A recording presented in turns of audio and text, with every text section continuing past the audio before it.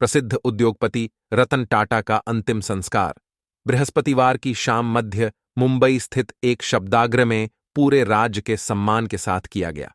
लेकिन क्या आपको पता है कि रतन टाटा को मुखाग्नि किसने दी? दरअसल रतन टाटा को मुंबई पुलिस ने गार्ड ऑफ ऑनर दिया था। देश की आर्थिक राजधानी मुंबई में दिग्गज उद्योगपति रतन टाटा भावभीनी विदाई उन्हें दी गई। हजारों आम नागरिकों से लेकर दिग्गजों ने उनकी यात्रा से पहले उन्हें श्रद्धांजलि अर्पित की। रतन टाटा का अंतिम संस्कार 10 अक्टूबर शाम मध्य मुंबई स्थित एक शब्दागृह में पूरे राजकीय सम्मान के साथ किया गया। 86 साल के रतन टाटा का मुंबई के ब्रीच कैंडी अस्पताल में निधन हो गया।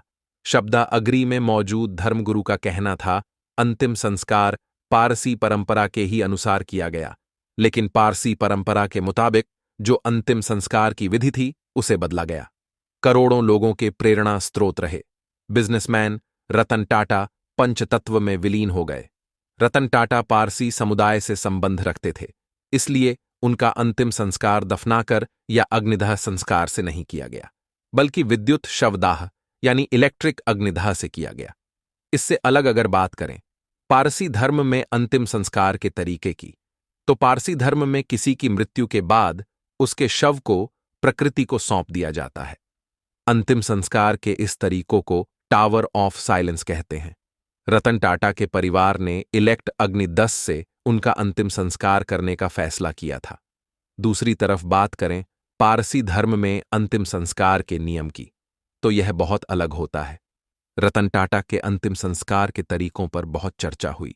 आखिरकार रतन टाटा के परिवार के सदस्यों ने रतन टाटा के अंतिम संस्कार को लेकर फैसला लिया, जिसके बाद उनके पार्थिव शरीर को वर्ली स्थित इलेक्ट्रिक अग्निदह ले जाया गया। यहां कई जानी मानी हस्तियों ने रतन टाटा को श्रद्धांजलि दी। रतन टाटा की मृत्यु के बाद से ही कयास लगाए जा रहे थे कि पारसी धर्म से वह संबंध रखते हैं, इसलिए उनका अंतिम संस्कार टावर ऑफ साइलेंस में किया जा सकता है।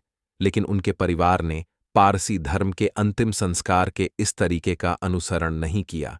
पारसी धर्म में अंतिम संस्कार से जुड़े नियम में मृतक शरीर को आसमान को सौंप दिया जाता है।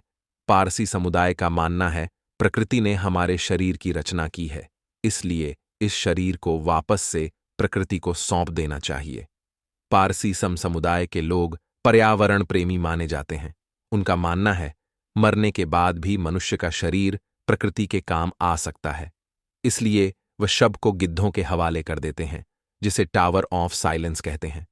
मुंबई पुलिस ने रतन टाटा को श्रद्धांजलि और गार्ड ऑफ ऑनर दिया। पद्म विभूषण से सम्मानित रतन टाटा का बुधवार रात शहर के एक अस्पताल में निधन हो गया। शब्दागरी में मौजूद पारसी धर्मगुरु भी लगातार अंतिम प्रक्रियाएं करते हुए नजर आए। फिलहाल रतन टाटा का जाना इस पूरे देश के लिए अपूर्ण क्षति है। आपको बता दें, रतन टाटा ने अपना पूरा जीवन अविवाहित जिया था। उनका कोई परिवार नहीं है। रतन टाटा के सौतेले भाई हैं जो उनके अंतिम संस्कार में नजर आए। वीडियो